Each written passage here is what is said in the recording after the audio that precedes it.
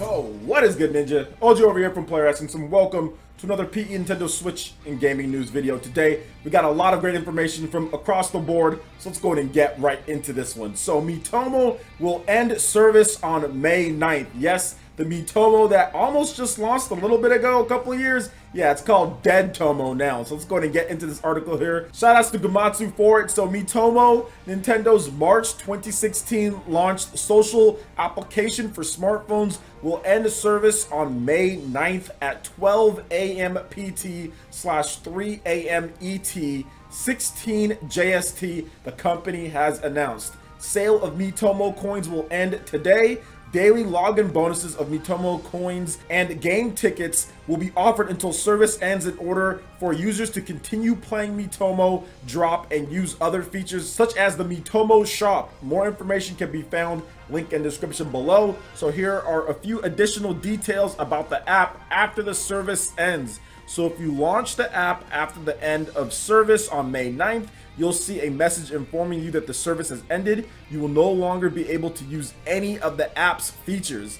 You will no longer be able to see your answers or messages in the app. You will no longer be able to use items you've obtained in the app.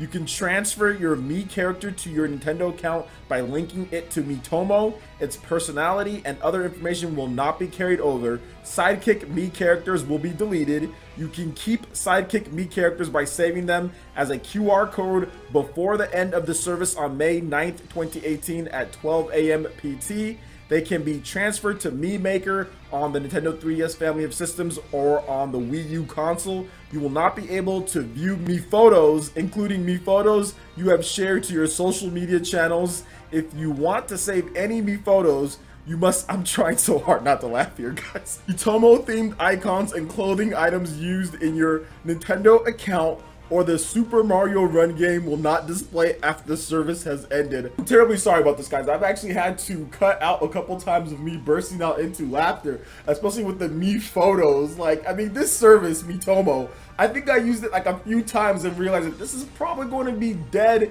in a bit. I know Nintendo made some decent money off of it at the beginning, but this isn't a type of smartphone game or type of app that has any long-term service, you know, for it. And it was built before the Nintendo Switch. You can't even transfer the Miis to there. I mean, there's still so many things that are just lacking with this. It never really clicked with me in terms of what they were trying to do. It's not a real game. I mean, I don't know about this Miitomo type of deal. Look at all the stuff that's going on with this. Mii photos, like Mii Maker thingies, like transferred to 3DS Wii U. It's like, who cares about this? But I know there's people out there that did like Miitomo and they thought that it was a great app, but to me it was a bit tedious actually having to type in and say all the different things. It was more of a chore to open up this app and answer all these questions than it was fun to play it. And I know there were some cool things about it. You can get some cool costumes and things like that. But overall, I didn't really think too much of this service in terms of the app, and I didn't feel this was going to be a long-term solution for Nintendo anyway when it comes to it, and I don't think they thought it was going to be a long-term thing either, because it's not really a game. It's just a serviceable app that, you know, you talk on it, you just like text things. It's really not really much. And if you look at like Animal Crossing that they have, you look at Fire Emblem, which is doing a lot better. They have Super Mario Run that's still going. Plus, they're going to have other stuff when it comes to smartphone games as well. I think Nintendo's really just going to focus on that and new smartphone games. Pokemon Go is not necessarily their burden, but at the same time, still Pokemon if they're looking over that. So overall, it's just like there's no need for Miitomo anymore. It's just funny how many things like you cannot do this, you cannot do this, you cannot do this, you know. So what do you guys think about this here when it comes to Dead Tomo? No more Miitomo service. Like I said, I wasn't too fond of it. I didn't think it was that great. I actually liked Nintendo's other stuff a lot more. I think Animal Crossing and Fire Emblem is a lot better, but those are actual games. So let me know your thoughts on Dead Tomo or Miitomo closing down on May 9th in the comment section below. All right, and moving into the next article here, we have some pretty big news coming out from BioWare and EA. Apparently, Anthem is reportedly delayed to early 2019, and the next Dragon Age game is in development. So we're gonna go ahead and tag this one as a rumor at this point. And this was a report from Kotaku citing multiple sources that are familiar with the project, so I wouldn't doubt what they're reporting here, but once again, just to be on the safe side, let's go ahead and tag it as a rumor. So according to one source, the the fall 2018 release date mentioned during E3 2017 announcement was never realistic for Anthem, alright? While the exact dates remain to be set, Anthem must plan a beta release, an EA Access launch, and an ongoing schedule of patches and updates, but it does not appear that Electronic Arts will let BioWare delay Anthem past March 2019. Kotaku spoke with more than half a dozen people close to the project, all of whom described feeling both optimistic that they can make something good, but anxious at the number of forces that appear to be pushing against them. Anthem has been in development since 2012 and remained in pre-production for a very long time. Now, rumors in 2014 and 2015 suggested development was not going well due to issues with the Frostbite engine. Since 2017, however, the development has been ramping up, and one source describes game development over time as going from "this game is screwed" to simply "game development is really hard." Now, in addition to Anthem, BioWare is working on a reboot of the Dragon Age series, which sources say will implement more live elements but still heavily focuses on characters and story. However, BioWare's focus will remain solely on Anthem until it is released. Dragon Age series executive producer Mark Dara also publicly confirmed that he is working on both Anthem and Dragon Age. So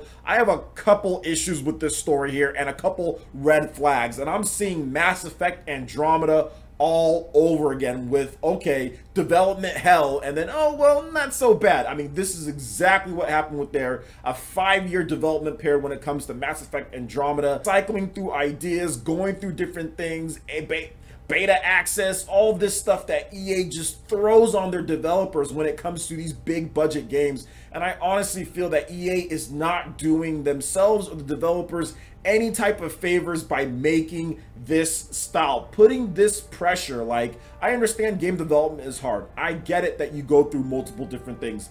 I understand all that, but how many times in a row is BioWare going to deal with this? This isn't just like a singular type of thing. And if this report is true, but obviously they're having issues. Since this game has been in development since 2012, they are having issues with this title. It's clear. And then now we're talking about a delay here. So, I mean, it's been a while for this game. Hopefully things work out, but it's looking to me like it could have those Mass Effect Andromeda problems. The Frostbite engine is proving to not be that great, to be honest. Based on what we've seen so far, we've seen a few different games when it comes to actual games, not sports titles, but actual games, to struggle. You know, Battlefield's the only game. Outside of that, there's been some issues across the board with Frostbite. So I'm hoping things get better for EA's sake when it comes to things. Anthem is looking cool. I was just reserved because of Mass Effect Andromeda and because of these big budget games where they try to go all out on graphics and talk about 4K, and to me it's just like they're not focusing on the right things when it comes to it and just getting the gameplay solid, getting the gameplay down, and developing in a timely fashion to where you get these ballooned budgets and everything like that. Now when it comes to Dragon Age, that's cool. I have Dragon Age Inquisition. I think it's a good game, but man, I tried to play it and it's just not my style. So I'm not sure if I'm going to be hyped up or ready for the next Dragon Age game or anything like that. But I think EA still has a lot to prove, especially after the Star Wars Battlefront deal. I mean, they have a lot to prove that they can actually not only make a game and actually it be good, but also monetize the game and make it to where people feel like they get enough value and content for their money and gamers don't feel screwed. So it's one of those things to where it's just like, I don't know. EA has to prove to me that they can do better, but we'll see how Anthem turns out. It looks cool. You guys all know that I'm a big fan of BioWare. I loved their games beforehand.